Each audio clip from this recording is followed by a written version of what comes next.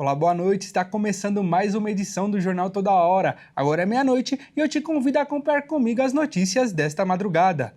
Começo esta edição falando sobre os Estados Unidos, que tem um plano para a Venezuela. Segundo o secretário de Estado do país, Marco Rubio, o projeto americano busca estabilizar as contas venezuelanas, para depois promover a recuperação econômica e, por fim, o acesso ao mercado.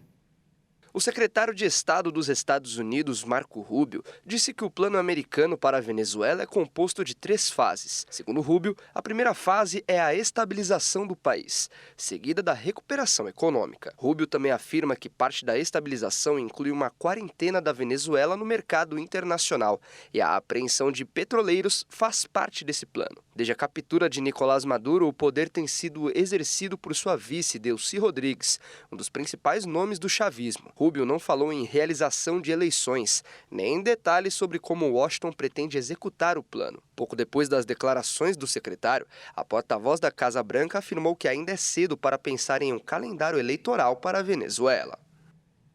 O presidente americano Donald Trump disse que o governo interno da Venezuela vai entregar até 50 milhões de barris de petróleo aos Estados Unidos e acrescentou que as receitas serão controladas por ele. Donald Trump afirmou nesta terça-feira que o governo interino da Venezuela concordou em entregar entre 30 e 50 milhões de barris de petróleo aos Estados Unidos.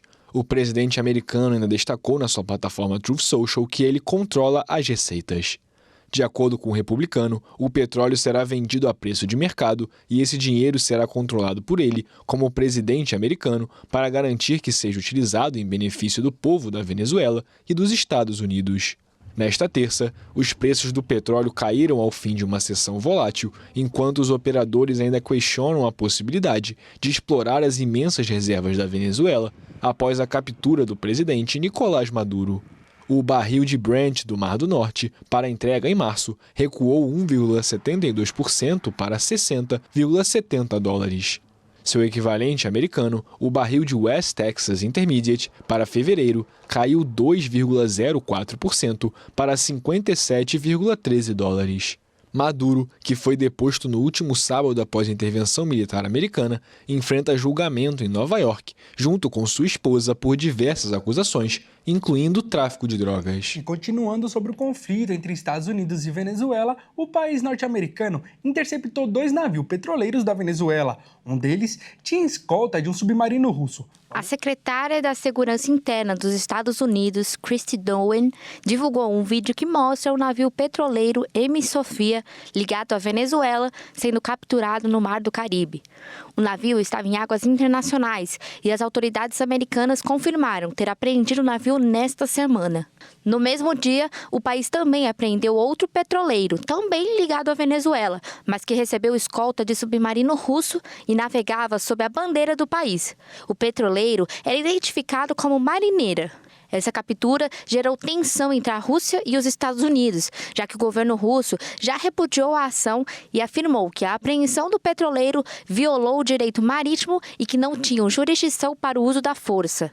Já a Casa Branca se defendeu, afirmando que a apreensão respeitava os direitos internacionais, porque o navio navegava sob bandeira falsa. No momento da captura, o navio Marineira estava vazio. E agora um alerta para os pais responsáveis de crianças. A Anvisa proibiu a venda de alguns tipos de leite em pó da Nestlé. A medida é preventiva e prevê um recall voluntário de lotes no Brasil e em outros países. A comercialização, a distribuição e o uso de alguns lotes de fórmulas infantis das marcas Nestogeno, Nan Supreme Pro, Nanlac Supreme Pro, Nanlac Comfort, Nan Sensitive e Alfamino, fabricadas pela Nestlé Brasil, foram proibidas pela Agência Nacional de Vigilância Sanitária. A decisão tem caráter preventivo, isso porque, segundo a Anvisa, a medida foi adotada após a identificação do risco de contaminação por cereulide, uma toxina produzida pela bactéria Bacillus cereus. O aviso sobre o risco foi feito à agência pela própria Nestlé, que também começou a recolher de forma voluntária os lotes dos produtos no Brasil e em outros países. A ingestão de alimentos contaminados pode provocar vômitos persistentes, diarreia e letargia, caracterizada por sonolência excessiva, lentidão de movimentos e do raciocínio, além de dificuldade de reação. Se a criança apresentar sintomas após o consumo, os pais devem procurar atendimento médico e informar o alimento ingerido e, se possível, levar a embalagem. A toxina foi detectada em itens provenientes de uma fábrica na Holanda, associada ao ingrediente fornecido por um fornecedor global de óleos terceirizados, o que levou à decisão de ampliar o recall de forma internacional. No Brasil, a proibição atinge apenas alguns lotes das marcas citadas. As orientações aos pais e responsáveis é que verifiquem o número do lote impresso no rótulo das fórmulas infantis das marcas afetadas e não utilizar nem fornecer o produto se ele pertencer a um dos lotes recolhidos. Os responsáveis devem procurar o serviço de atendimento ao consumidor indicado na embalagem para trocas ou devoluções. O consumo dos produtos dos lotes especificados devem ser suspensos imediatamente.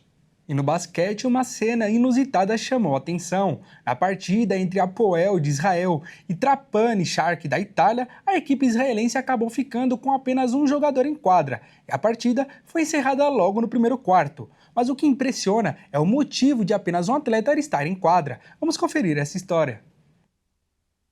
O jogo de ida dos playoffs da Liga dos Campeões de Basquete entre Hapoel Holon, de Israel, e Trapani Shark, da Itália, foi encerrado ainda no primeiro quarto, após a equipe italiana ficar com apenas um jogador em quadra. E o motivo é chocante. O Trapani enfrenta uma grave crise financeira e viajou para o confronto com apenas 5 atletas disponíveis. Durante a partida, 4 atletas deixaram o jogo, reduzindo o time a 2 jogadores contra 5. Na sequência, Luigi Patti cometeu a 5ª falta pessoal e foi excluído, deixando apenas Francesco Martinelli em quadra. Com menos de 2 atletas disponíveis, a continuidade da partida se tornou impossível pelas regras do basquete, que exigem um número mínimo de jogadores para a reposição e a recepção da bola. Diante da situação, o confronto foi encerrado e registrado como derrota por não comparecimento.